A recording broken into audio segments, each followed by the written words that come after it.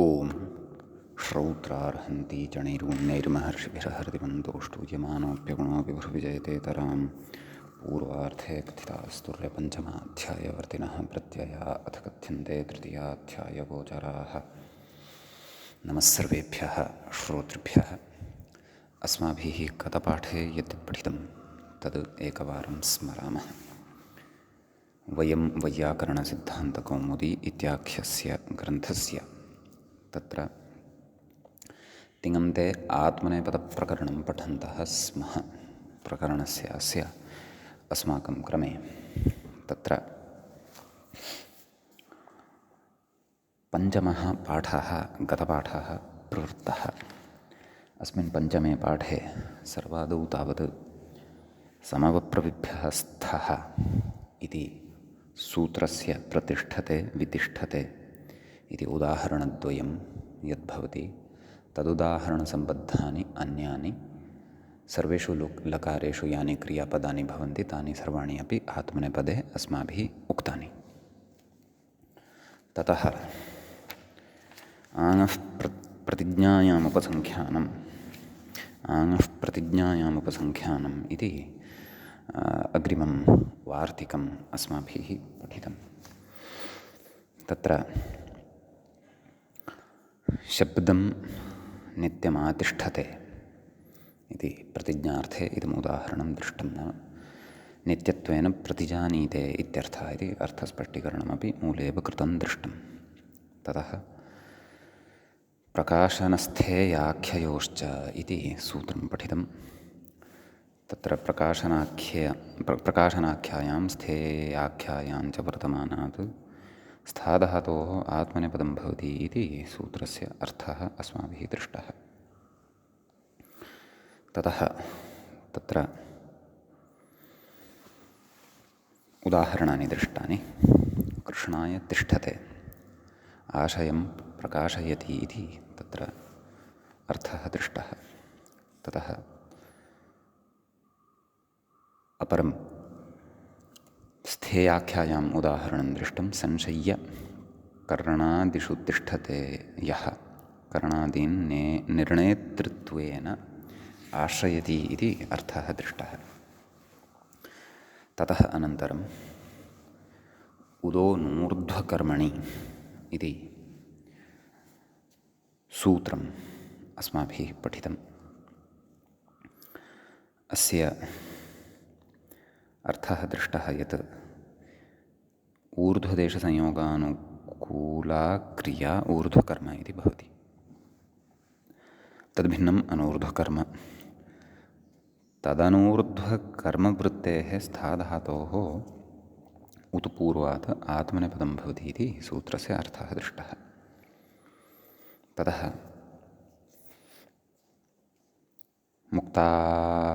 मुक्तौ उत्तिष्ठते इति उदाहरणं दृष्टं। गुरुगमनादिना यतते इति अर्थः तस्य उक्तः दृष्टः व्याख्यायां। तदनन्तरम् अनूर्ध्व इति किं पीठादुत्तिष्ठति इति अग्रे पठितम्। ततः अत्र वार्तिकम् ईहायामेव नाम ईह कायपरिस्पन्दः। तस्मिन् कायपरिस्पन्दे गम्यमाने एव उदोनूर्ध्वकर्मणि इति आत्मनेपदं भवतु इति। नेह इत्युक्तं। नेह ग्रामाच्छतमुत्तिष्ठति अत्र तु न भवति। ततः उपान्मन्त्रकरणे इति सूत्रं पठितं। सूत्रस्य अर्थः दृष्टः यत् मन्त्रकरणे अर्थे विद्यमानात् स्थाधातोः आत्मनेपदमित्यर्थः इति पठितम्। ततः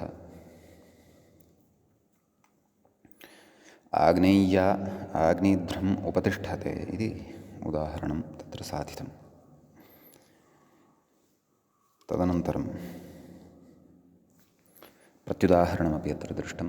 मन्त्रकरणे किं भर्तारमुपतिष्ठति यौवनेन इति तत्र अस्माभिः दृष्टं। ततश्च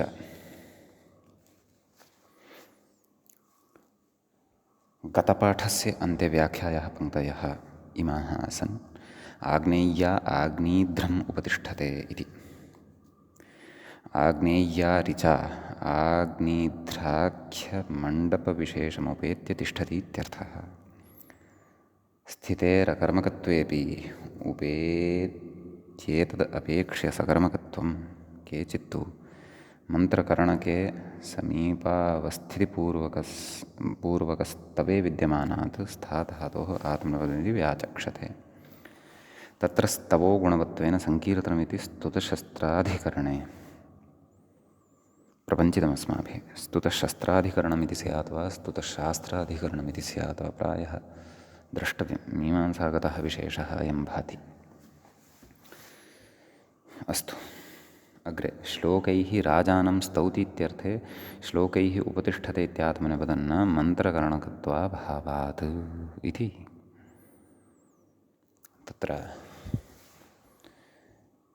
एतावान् विशेषः, एतावत् पर्यन्तः व्याख्याभागः अस्माभिः गते पाठे पठितः। अयं पञ्चमः पाठः आत्मनेपदप्रकरणस्य अस्मत्क्रमे प्रवृत्तः अभूत्। अधुना तावत् आत्मनेपदप्रकरणस्यास्य षष्ठः पाठः अस्माकं क्रमे आरब्धो भवति। तत्र अग्रे अस्माभिः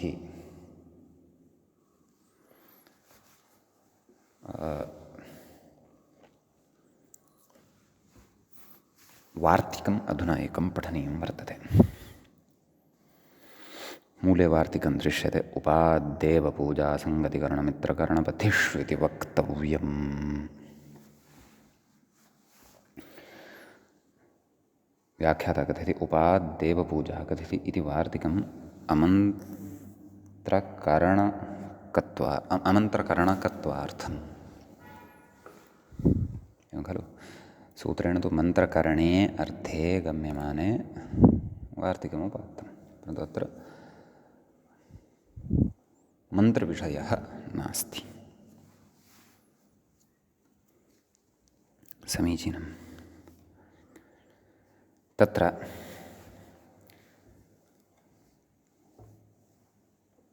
वार्तिकस्य पदच्छेदः ज्ञातः खलु। उपात् इति पञ्चम्यन्तमेकं देवपूजासङ्गतिकरणमित्रकरणपथिषु इति च द्वितीयं पदं भवति। सप्तम्यन्तं सप्तमी बहुवचनान्तम् इति अव्ययं वाच्यम् इति च प्रथमान्तं भवति। सम्यक्। ततः तत्र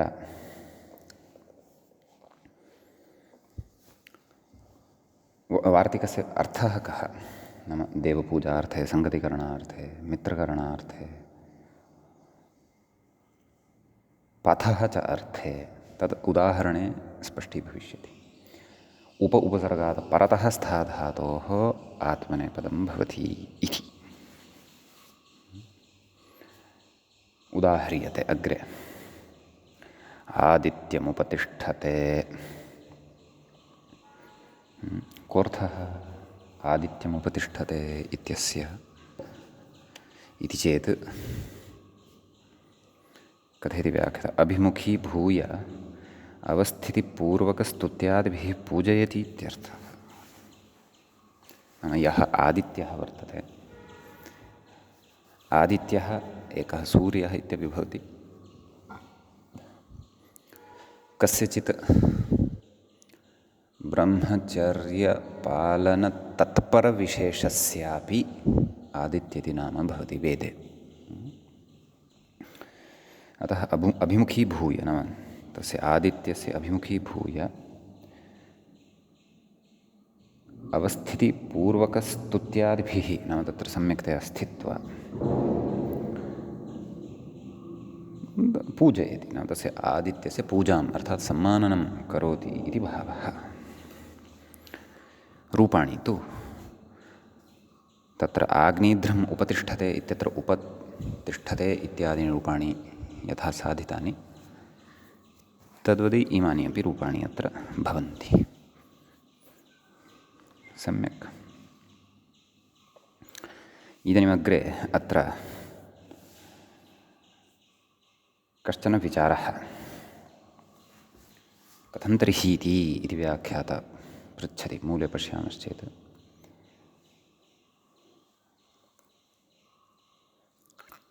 कथं तर्हि स्तुत्यं स्तुतिभिः अर्थ्याभिः उपतस्थे सरस्वती इति। एवं खलु? नाम अयं काव्यप्रयोगः वर्तते। व्याख्याता कथयति रघोर्देवतात्वाभावात् इति। नाम आदित्यः यथा देवता तद्वत् रघुः यः वर्तते तस्य रघोः देवतात्वं कथम्? एवं खलु? रघोः तु देवतात्वं नास्ति खलु। अतः स्तुत्यं स्तुतिभिः अर्थ्यादिभिः उपतस्थे सरस्वती इति काव्यप्रसङ्गे, कालिदासीयकाव्यप्रसङ्गः प्रायः। नाम तत्र तादृशः प्रसङ्गः अस्ति यत्र रघोः विषये रघुं तत्र पुरस्कृत्य इदं वाक्यम् उच्यमानं वर्तते। तर्हि सरस्वती उपतस्थे, स्तुत्यं स्तुतिभिः अर्थादिभिः उपतस्थे सरस्वती। एवं खलु? इदानीं तत्र कः प्रसङ्गः? रघोः समीपे आगत्य सरस्वती उपतस्थे इति प्रसङ्गः वा कः प्रसङ्गः इति तु काव्यं पठित्वैव तत्र द्रष्टव्यम्। परन्तु अत्र उपतस्थे इति आत्मनेपदप्रयोगः कथं युज्यते? अत्र देवपूजाप्रसङ्गः नास्ति, रघुः देवः नास्ति इति विवक्षा। अतः आत्मनेपदं कथं? परस्मैपदत्वं खलु कर्तव्यम् इति आक्षिप्य अथवा शङ्काम् उद्भाव्य प्रयोगसमर्थनाय कथयति। समाधत्ते देवतात्वारोपादिति। देवतात्वारोपात् रघौ देवतात्वस्य आरोपः क्रियते इति भावः।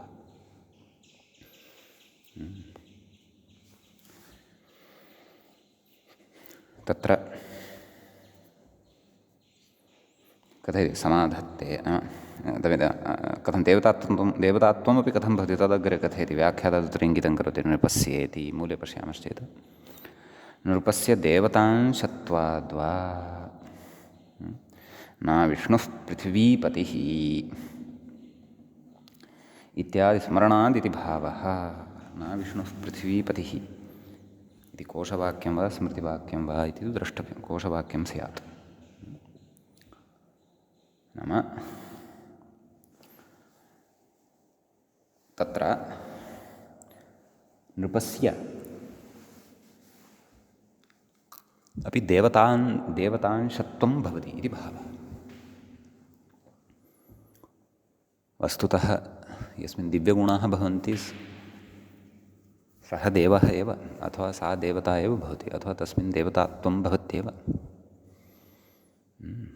परन्तु विशिष्य देवताः याः वर्तन्ते तासां देवतानां देवताः काः? जडदेवताः बह्व्यः वर्तन्ते, चैतन्यदेवताः बह्व्यः वर्तन्ते। जडदेवताः यथा पृथ्वी, जलं, तेजः, वायुः, आकाशं। चैतन्यदेवताः गुरुः, पिता, आचार्यः, माता, ईश्वरः, आत्मा। एतेषाम् आसु देवतासु कस्याश्चित् देवतायाः अंशः नृपे भवति। यतः नृपत्वेन भाव्यं चेत् तस्य देवस्वरूपिणः पितुः वा मातुः वा अंशः तस्मिन् भविष्यत्येव खलु। यतः नृपधर्मः सामान्यः धर्मः नास्ति। नृपः कश्चन सामान्यः भवितुं नार्हति। एवं खलु? नृपेण भवितुमपि तपः, त्यागः, तपश्चर्या अपेक्षिता भवति।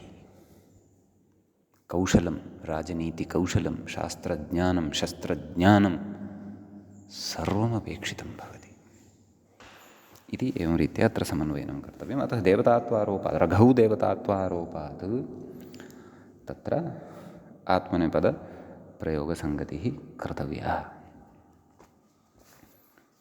समीचीनं। ततः अग्रे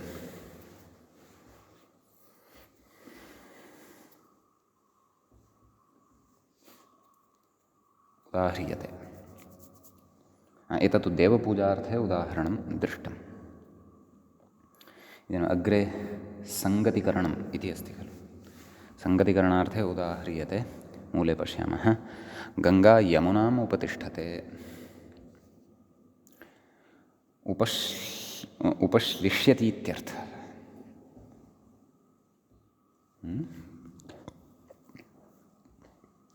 नाम गङ्गा यमुनायां सम्मिलिता भवति इति भावः। उपश्लिष्यति इत्यर्थः। एवं खलु। अतः एतादृशसङ्गतिकरणार्थः अस्माभिः तत्र इको गुणवृद्धि सूत्रार्थकरणसमये उच्यते खलु।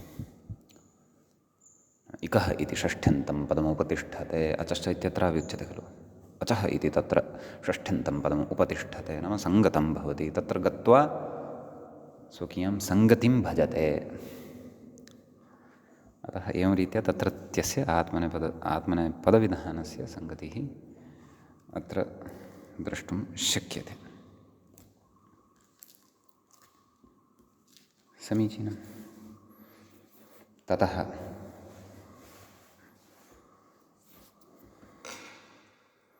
अग्रे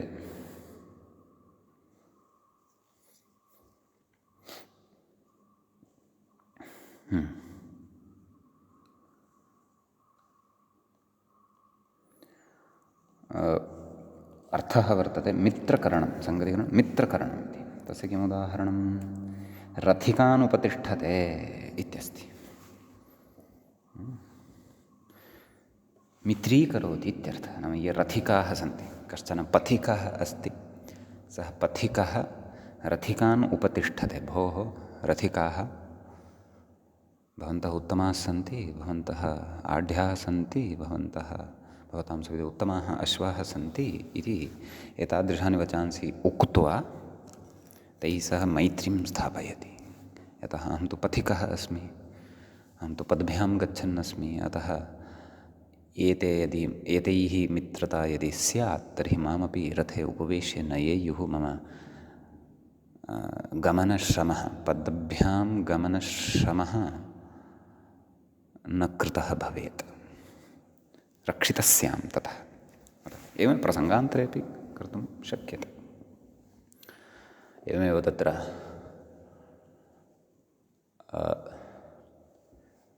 हनुमान् विभीषणम् उपतिष्ठते, अथवा देवदत्तः यज्ञदत्तम् उपतिष्ठते इति प्रयोगाः भिन्नस्थले अपि अस्माभिः कर्तुं शक्यन्ते। सम्यक्। पन्थाः इति अस्ति खलु। कथयति अग्रे। पन्थाः सृघ्नम् उपतिष्ठते, प्राप्नोति इत्यर्थः। पथिषु इति उक्तं खलु।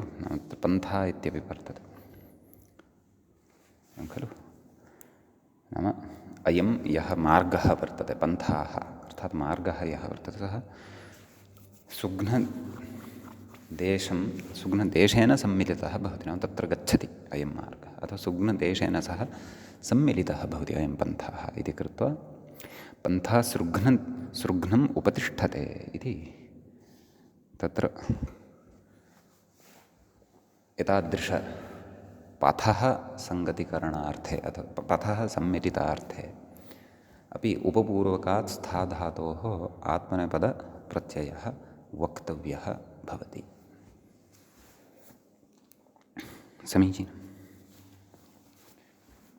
ततः एतद्वार्तिकगतः तु विशेषः सम्पन्नः। अधुना अग्रे अत्र पुनः वार्तिकं वर्तते, तदिदं वार्तिकमपि पठामः। तत्र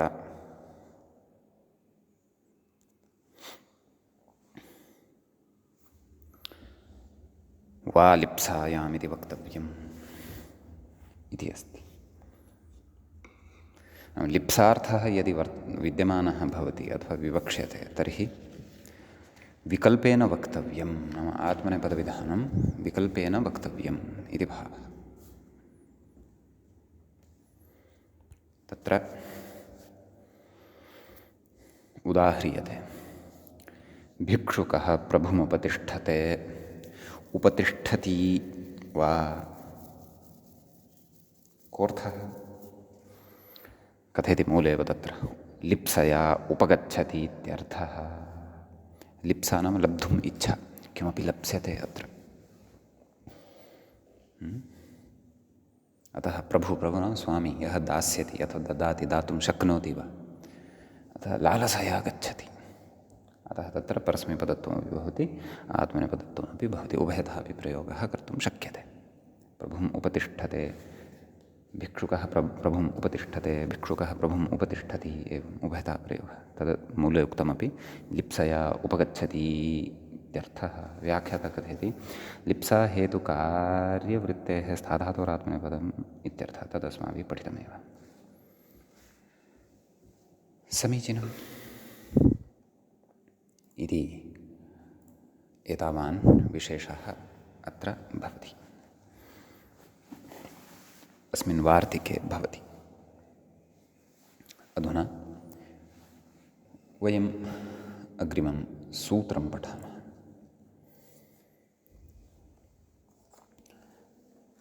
अग्रे सूत्रं भवति अकर्मकाच्च इति। तत्र द्वे पदे स्तः। अकर्मकात् इति एकं, च इति च अपरम्। एवं खलु? तत्र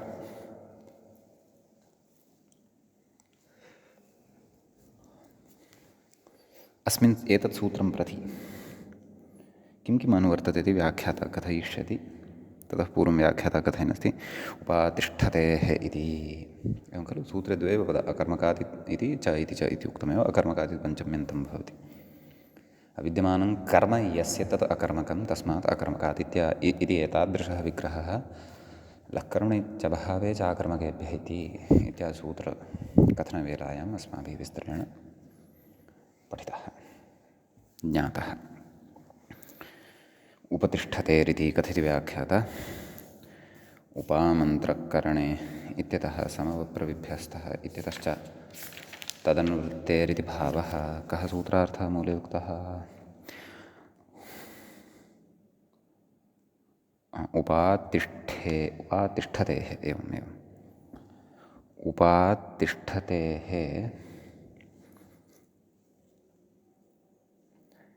अकर्मकात् आत्मनेपदं स्यात्।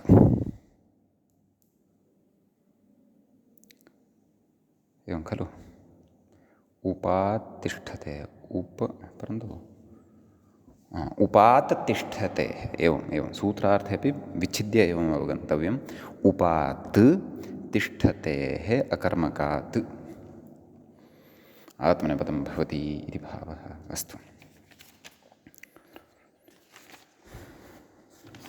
किमुदाह्रियते? भोजनकाले उपतिष्ठते, सन्निहितो भवति इत्यर्थः। एवं खलु? अत्र तु धातोः अकर्मकत्वं तु ष्ठागतिनिवृत्त्योः इत्यस्य अस्ति एव। अपि च उपसर्गात् परतः अयं धातुः भवति, अतः अस्मिन् अर्थे आत्मनेपदप्रत्ययः अत्र भवति।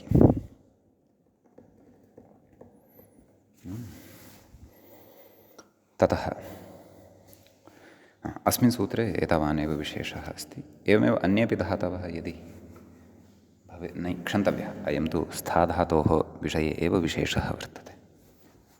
प्रसङ्गानुरोधेन अत्र जायमानक्रियानुरोधेन च अकर्मकत्वमपि अत्र वर्तते एव। समीचीनम्। अग्रिमं सूत्रं पठामः। उद्विभ्यां तपः इत्यस्ति। एवं खलु? तत्र उद्विभ्याम् इति पञ्चमी विभक्तेः द्विवचनान्तम् अस्ति। तपः इति च पञ्चम्यन्तं वर्तते। पञ्चमी विभक्तेः एकवचनान्तं वर्तते। एवं खलु? तत्र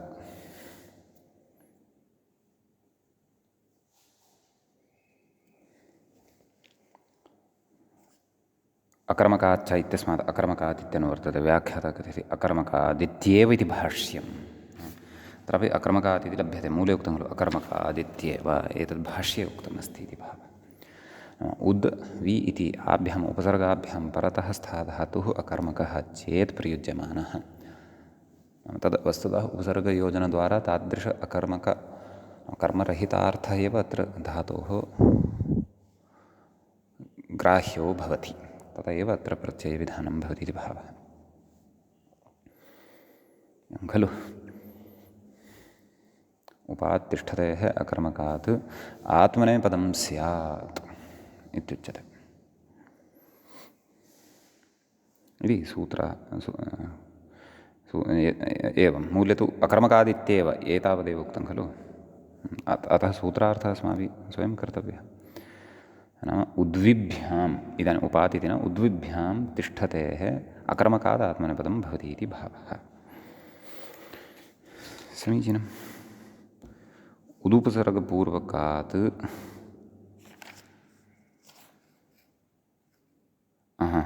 क्षन्तव्य स्थाधातोः सन्दर्भः तु गतः, अहमेव भ्रान्तः। उद्विभ्याम् इति पञ्चम्यन्तं, तपः इत्यपि पञ्चम्यन्तं खलु? इदानीं तपधातोः विषयः अस्माकं पुरतः उपस्थितः भवति। सम्यक्।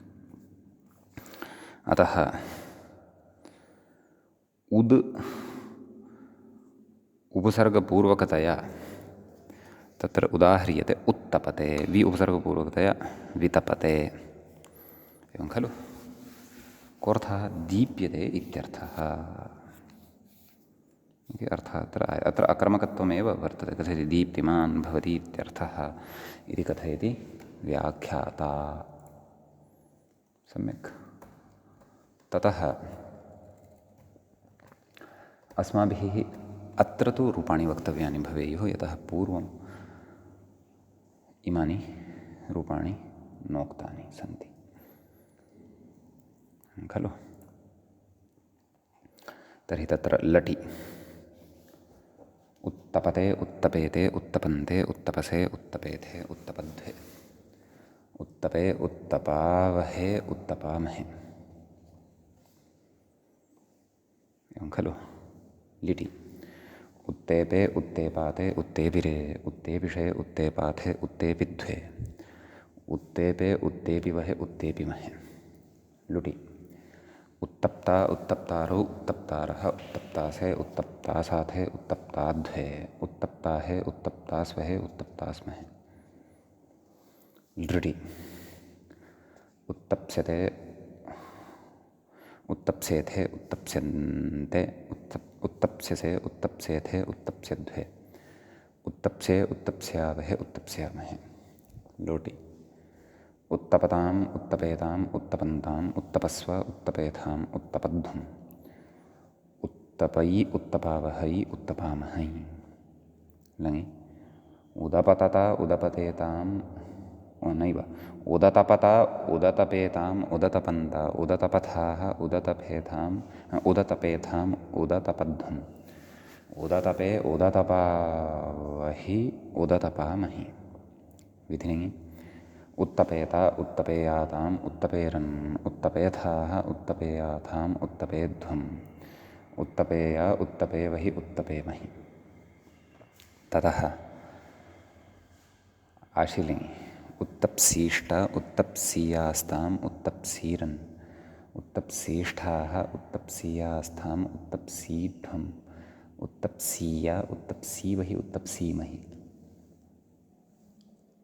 ततः लुङि उदतप्ता उदतप्तिषाताम् उदतप्तिषत नैव तथा उदतप्त उदतपाताम् उदतपत उदतप्ताः उदतपाथाम् उदतपध्वम् उदतपे उदतपावहि उदतपामहि।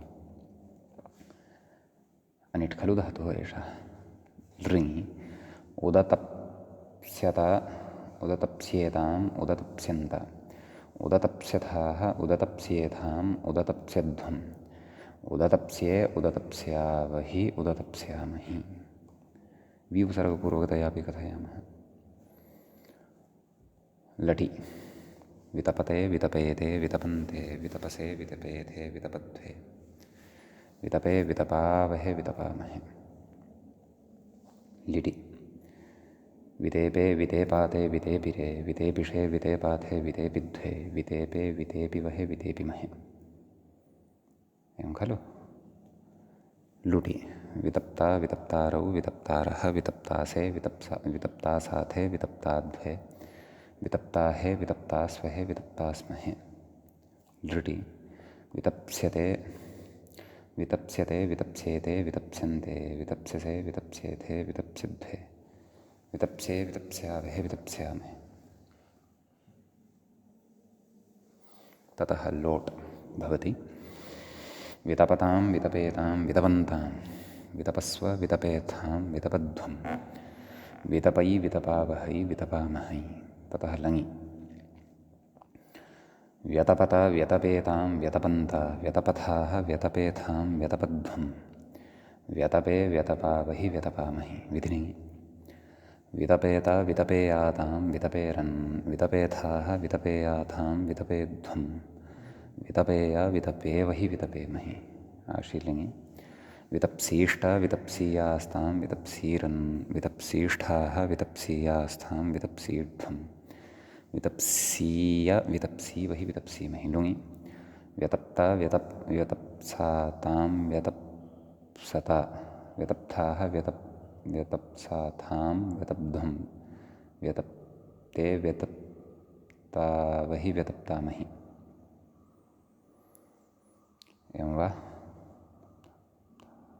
पूर्वं कथमुक्तानि उदतप्त उदतप्त अतप्त अतप्त अतप्ताताम् एवमेवं। तर्हि एवं भविष्यन्ति व्यतप्त व्यतप्तातां व्यतप्तत एवं खलु। व्यतप्ताः व्यतप्तथाः व्यतप्ताथां व्यतप्तध्वं व्यतप्ते व्यतप्तावहि व्यतप्तामहि एवं खलु। ततः लृटि व्यतप्स्यत व्यतप्स्येतां व्यतप्स्यन्त व्यतप्स्यथाः व्यतप्स्येथां व्यतप्स्यध्वं व्यतप्स्ये व्यतप्स्यावहि व्यतप्स्यामहि। एवं रूपाणि भवन्ति। ततः अग्रे उक्तं खलु दीप्यते इत्यर्थः। नाम दीप्यते इति अर्थः भवति। इदानीम् अग्रे वार्तिकम् अस्ति। वार्तिकं पश्यामः। स्वाङ्गकर्मकाच्चेति वक्तव्यम्। सूत्रे उद्विभ्यां तपः इत्यत्र स्वाङ्गकर्मकाच्च इत्यपि वक्तव्यम्। कथ्यते उद्विभ्यां तपः इत्यनुवर्तते। एतद्वार्तिकं प्रति चकारात् अकर्मकसमुच्चयः नाम अकर्मकात् इत्यपि अनुवर्तते इति भावः। सम्यक्। ततः अग्रे उच्यते स्वाङ्गशब्दोत्तर यौगिकः इत्यतः आह स्वम् अङ्गम् इति। स्वम् अङ्गं स्वाङ्गं न तु अद्रवं मूर्तिमत् स्वाङ्गम् इति। अद्रवं मूर्तिमत् स्वाङ्गम् इति स्वाङ्गाचोपसर्जनादसंयोगपदः इत्यत्र यत् स्वाङ्गलक्षणमुक्तं तन्न अत्र स्वम् अङ्गं स्वाङ्गम् इति अत्र उच्यते। उदाहरणे स्फुटीभविष्यति। कथयति तत् कथं नाम एतादृश अर्थकथनं कुतः तत्तु लक्ष्यानुरोधेन व्याख्यानेन कथयति उत्तपते वितपते पाणिम् एवं खलु नाम उत्तपते वितपते नाम स्वकीयं पाणिं स्वकीयं हस्तम् एवं खलु तस्य तापं करोति इति भावः यतः हस्तः पाणिः अत्र स्वस्य अङ्गं वर्तते अतः शीतकाले अद्यत्वे यथा अद्यत्वे कालः शीतकालः प्रचलन् अस्ति जनवरी मासः तदा उत्तरभारते यदि तत्र तु नाम आङ्ग्लदृष्ट्या जनवरी मासः उत्तरभारते यदि तर्हि तत्र तु सर्वेपि हस्तान् उत्तपन्ते अथवा वितपन्ते अग्नेः समीपम् उपविश्य कथयति नेह स्वर्णम् उत्तपति सन्तापयति विलापयति वेत्यर्थः कथयति अस्वाङ्गकर्मकत्वात् अकर्मकत्वाभावात् च नात्मनेपदमिति भावः नाम अत्र आत्मनेपदं न भवति इति उच्यते खलु स्वाङ्गकर्मकात् चेति वक्तव्यम् इत्यत्र तु विधानसामर्थ्यात् उत्तपते वितपते पाणिमिति भवत्येव अत्र स्वाङ्गकर्मकत्वं नास्ति क्व सुवर्णम् उत्तपति सन्तापयति विलापयति च अत्र परस्मैपदत्वमेव भवति कथयति स्वाङ्गशब्दोत्तर न पारिभाषिका किन्तु यौगिक इति इत्यस्य प्रयोजनमाह चैत्रो मैत्रस्य अस्तु इतः अग्रे पठिष्यामः आदौ उत्तपति इत्यस्य अपि रूपाणि वदामः यत् उतुपसर्गपूर्वकात् तपधातोः परस्मैपदरूप आत्मनेपदरूपाणि तु उक्तानि परस्मैपदे अपि वदिष्यामः तत्र लटि उत्तपति उत्तपतः उत्तपन्ति उत्तपसि उत्तपथः उत्तपथः उत्तपामि उत्तपावः उत्तपामः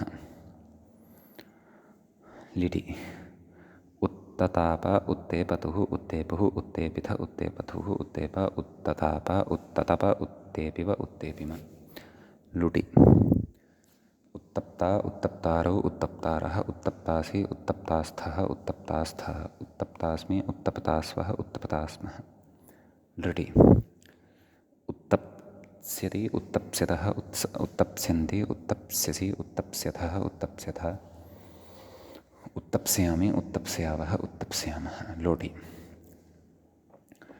उत्तपतु उत्तपतात् उत्तपताम् उत्तपन्तु उत्तप उत्तपतात् उत्तपतम् उत्तपत उत्तपानि उत्तपाव उत्तपामः लङि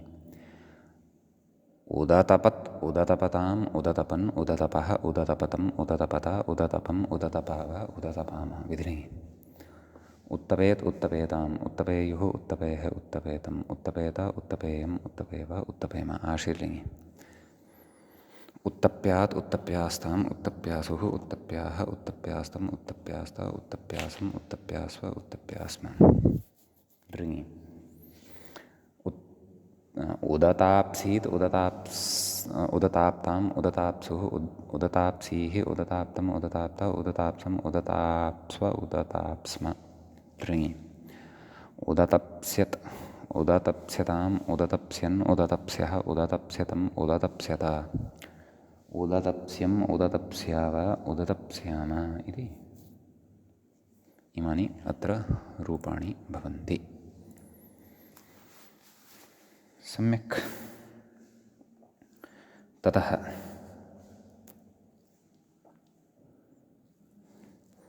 अग्रे कथयति तदेव स्वाङ्गशब्दः अत्र न पारिभाषिकः किन्तु यौगिकः इत्यस्य प्रयोजनमाह चैत्रो मैत्रस्य पाणिम् उत्तपति सन्तापयति इत्यर्थः कथयति अत्र अद्रवं मूर्तिम् इत्यादि परिभाषितस्वाङ्गकर्मकत्वेपि स्वकीय अङ्गकर्मकत्वाभावान् नात्मनेपदमिति भावः क्व चैत्रः मैत्रस्य पाणिम् उत्तपति सन्तापयति इत्यर्थः तस्य हस्तम् उत्तप्तं करोति इति भावः अतः अत्र आत्मनेपदत्वं न भवति अतः चैत्रस्य स्वस्य अङ्गं नास्ति खलु मैत्रस्य अङ्गमस्ति अतः स्वाङ्गत्वमत्र न गम्यते अतः इति भावः। एवं खलु। अग्रे एतत् सूत्रगतः एतद् वार्तिकगतः वार्तिकमासीत् वा वार्तिकगतः विशेषः अत्र सम्पन्नः भवति। अग्रिमं सूत्रम् अधुना पठामः। तच्च सूत्रं भवति एवम्। आङो यमः नः इति।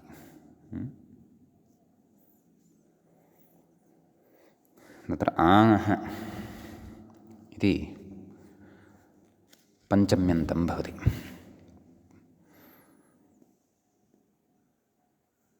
पञ्चमी विभक्तेः एकवचनं भवति। यमः नः इति समाहारद्वन्द्वात् पञ्चमी भवति। यमश्च हञ्च यं हन् यमहन् तस्मात् यमः नः। व्याख्यातः कथित सूत्रार्थं नाम अत्र आत्मनेपदमिति अनुवर्तते। ततः सूत्रार्थस्तु सरल एव। आङ्ः परस्मात् यमो हनश्च आत्मनेपदमित्यर्थः। एवं खलु। तर्हि कः किम् उदाह्रियते? आयच्छते इति उदाहरणं दीयते। यं नाम उपसर्गपूर्वकात् यं धातोः आयच्छते, हन् धातोः तु आहते इति वक्ष्यते खलु। अतः अत्र रूपाणि पश्यामः।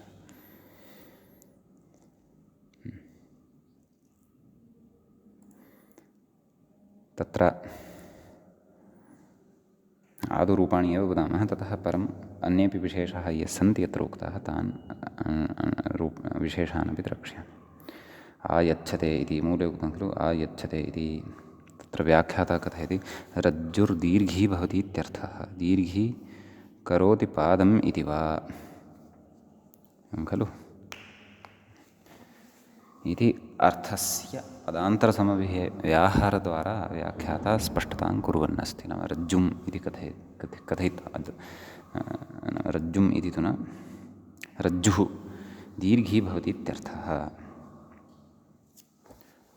खलु। तयम् उपरमे अन्येषु अपि अर्थेषु अयं धातुः अस्ति एव। अतः अस्य रूपाणि द्रष्टुं शक्यन्ते। तर्हि तत्र आदौ आयच्छते इत्यादीनि रूपाणि कथम् आयच्छते इति जातम्? आङ्गुसर्वपूर्वात् यम् इति धातोः इषु गमीयमाञ्छः तेन मकारस्थाने छकारादेशः भवति। छकारे आगते सति ततः ह्रस्वात् परतः छस्य तुक् भवति। तस्य श्चुत्वेन चकारः लभ्यते। आयच्छ इति जायते। समीचीनम्। तत्र लटि आयच्छते आयच्छेते आयच्छन्ते आयच्छसे आयच्छेथे आयच्छध्वे आयच्छे आयच्छावहे आयच्छामहे। समीचीनम्। लिटि अपि च एषः इषु गमाम्यमिच्छः तत्र सतिनिमित्तेव अयमादेशः भविष्यति। यत्र तु निमित्तानि न सन्ति तत्र अयम् आदेशः न भवति।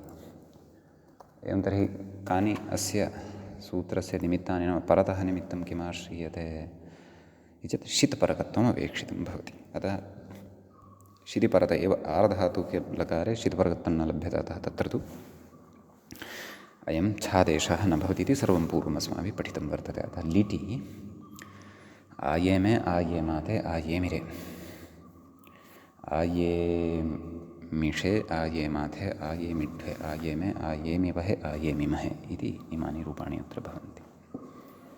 ततः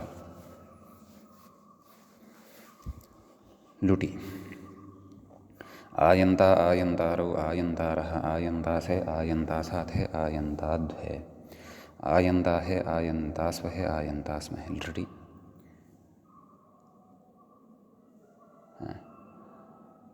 तत्र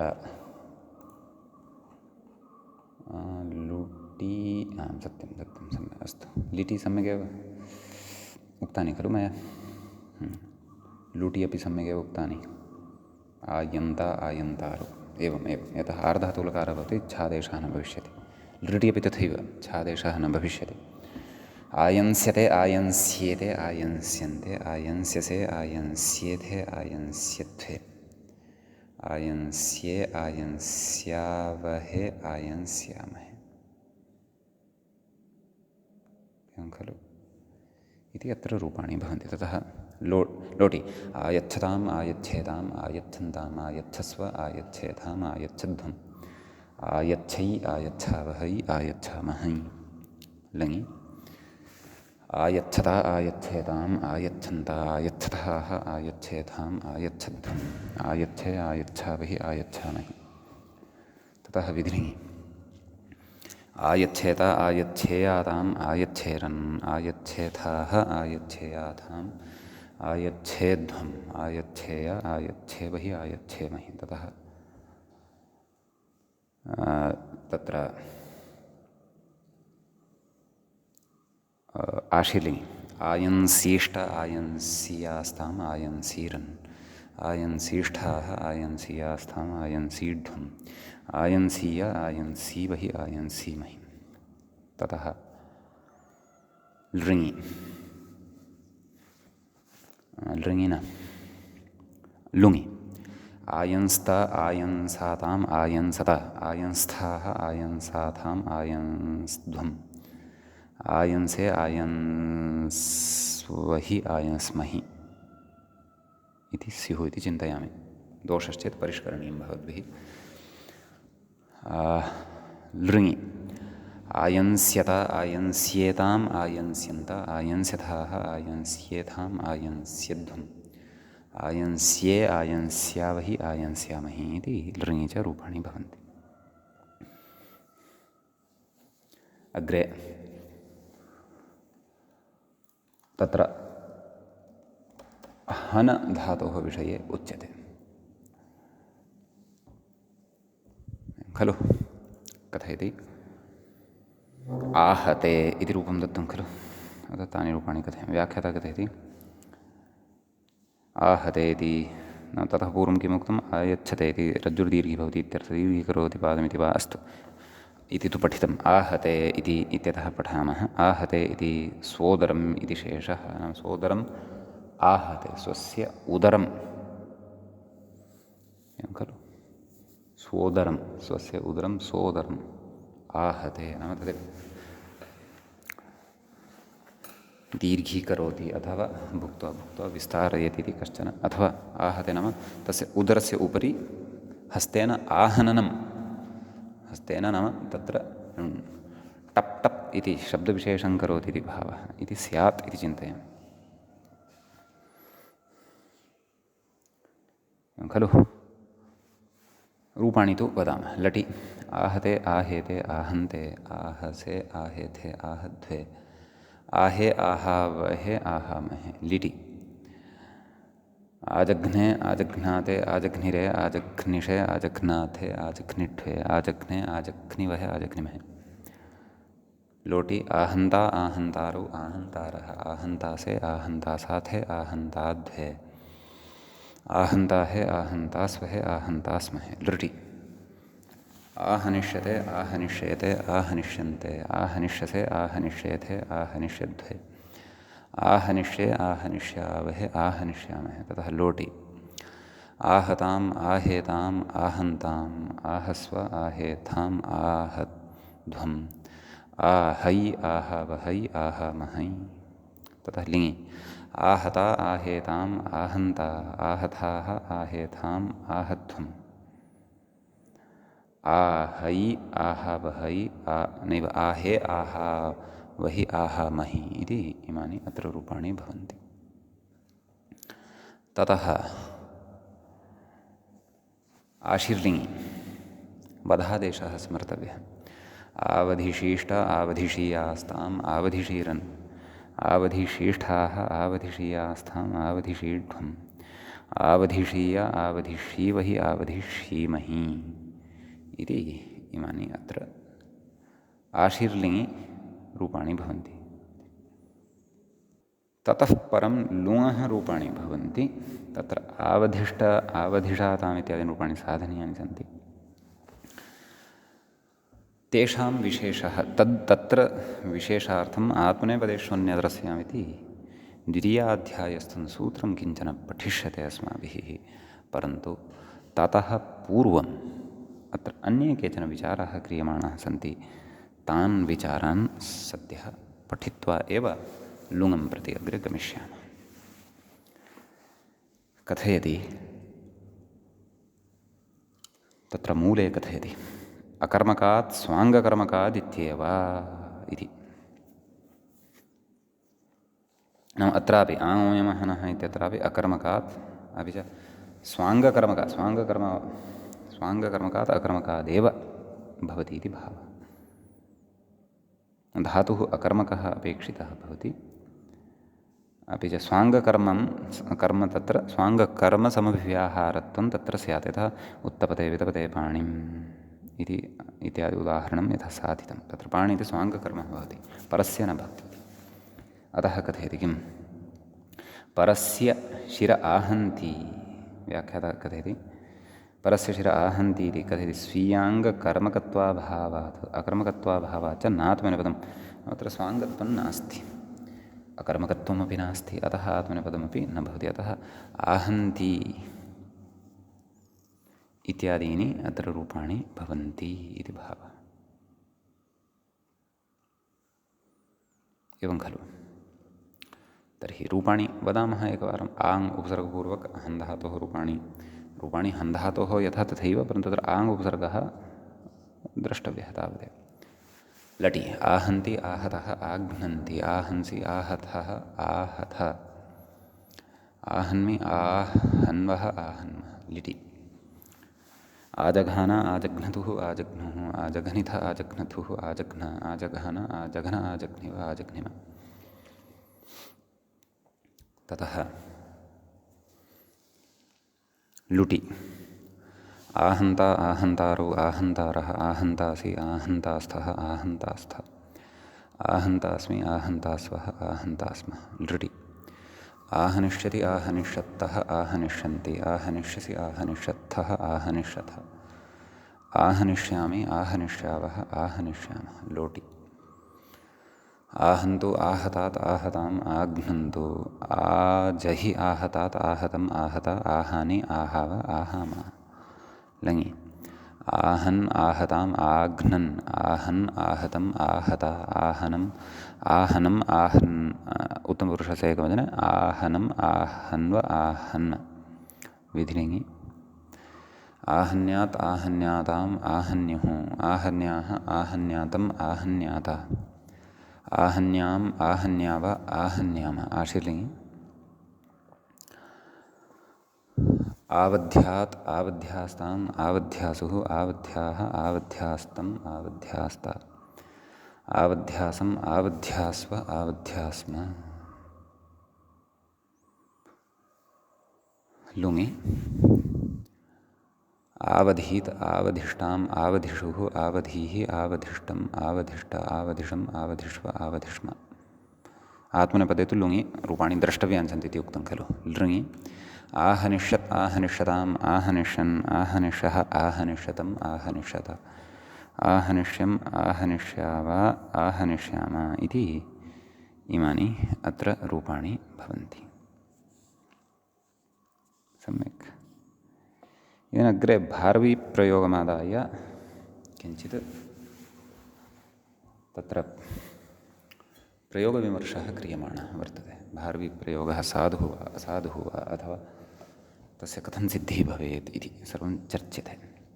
कथयति कथं तर्हि इति कथयति स्वीयाङ्ग नाम मूले आदौ द्रष्टव्यम् अस्माभिः। मूले उक्तम् आम् तत्र कथं तर्हि आजघ्ने विषमविलोचनस्य वक्षः। कथम् आजघ्ने विषमविलोचनस्य वक्षः इति भारवी। अत्र परस्य एव स्वाङ्ग यत् वक्षः वर्तते तद् वक्षः स्वाङ्गं नास्ति खलु, कस्यचित् विषमविलोचनस्य वक्षः अस्ति तदङ्गं। तथा चेत् तर्हि तु आजघान इति खलु भवेत्, आजघ्ने इति कथम्,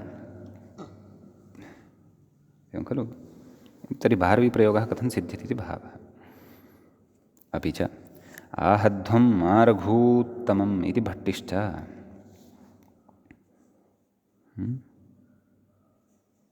भट्टिनापि आहध्वं मा रघूत्तमं मा आहध्वम्, अत्रापि तर्हि स्वाङ्गकर्मकत्वं नास्ति, एवं खलु, अकर्मकत्वं च नास्ति। गतसूत्रे भारवेः उदाहरणेपि स्वाङ्गकर्मकत्वं नास्ति, अकर्मकत्वं च नास्ति। अतः कथं वा अत्र आत्मनेपदं प्रयुक्तं, कथमत्र आत्मनेपदं प्रयुक्तं भारवेण भट्टिना च। तदत्र उच्यते प्रमाद एवायमिति भागवृत्तिः इति।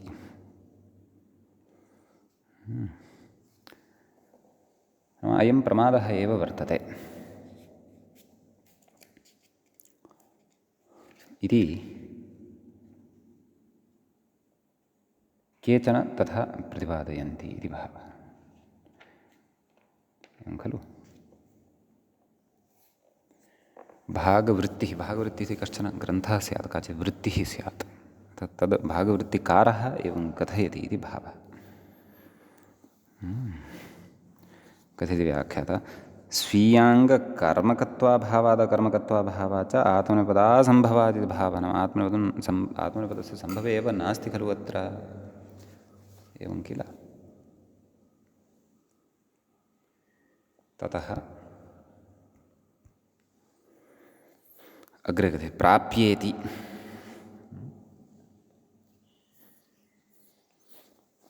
प्राप्य इत्यध्याहारो वा। नाम अत्र प्राप्यति अध्याहारः कर्तव्यः। आजघ्ने विषमविलोचनस्य वक्षः प्राप्य विषमविलोचनस्य वक्षः प्राप्य आजघ्ने रघूत्तमं प्राप्य आहध्वम्। अस्तु, कथयाम व्याख्याता कथं प्राप्यति अध्याहारसङ्गतिं कथयति। विषमविलोचनस्य वक्षः प्राप्य, एवं वक्षः प्राप्य आजघ्ने रघूत्तमं प्राप्य मा आहध्वं, तथैव यथा मया उक्तं, मा आहध्वम् इति प्राप्तिक्रियां प्रत्येव विषमलोचनस्य रघूत्तमं च कर्मतया, रघूत्तमस्य च कर्मतया हन्तेः अकर्मकत्वात् आत्मनेपदं निर्बाधमिति भावः, एवं खलु इति युक्त्यन्तरम् अत्र दर्शितं वर्तते, एवं खलु। यद्यपि हननक्रियां प्रति तयोरेव वस्तुतः कर्मत्वम्, एवं खलु, कयोः, वक्षसः रघूत्तमस्य च। तथापि कथयति तस्य अविवक्षितत्वात् अकर्मकत्वमेव, तस्य कर्मकत्वं न विवक्ष्यते, विवक्षातः अपि भवति खलु, विवक्षातः अपि सकर्मकाः अकर्मकत्वं भजन्ते। कुतः धातोरर्थान्तरे वृत्तेः धात्वर्थेनोपसंग्रहात् खलु उच्यते। नाम जीवति, प्राणान् धारयति इत्यादिषु यथा चिन्त्यते अस्माभिः। धातोरर्थान्तरे वृत्ते धात्वर्थेनोपसंग्रहात् प्रसिद्धेर्विवक्षातः कर्मणो कर्मिका क्रिया, एवं रीत्या अस्ति खलु तत्र कारिका, भूषणसारकारिका। तदेव कथयति अग्रे समग्रां पठन् अस्ति, व्याख्याता अपि पठन् अस्ति। धातोरर्थान्तरे वृत्तेर्धात्वर्थेनोपसंग्रहात् प्रसिद्धेरविवक्षातः कर्मणो कर्मिका क्रिया इति अनुपदमेव वक्ष्यमाणत्वादिति भावः। नाम कथमत्र अविवक्षात् द्वारा सकर्मकस्यापि अकर्मकत्वं जायते इति अनुपदमेव अग्रे वक्ष्यते इति भावः।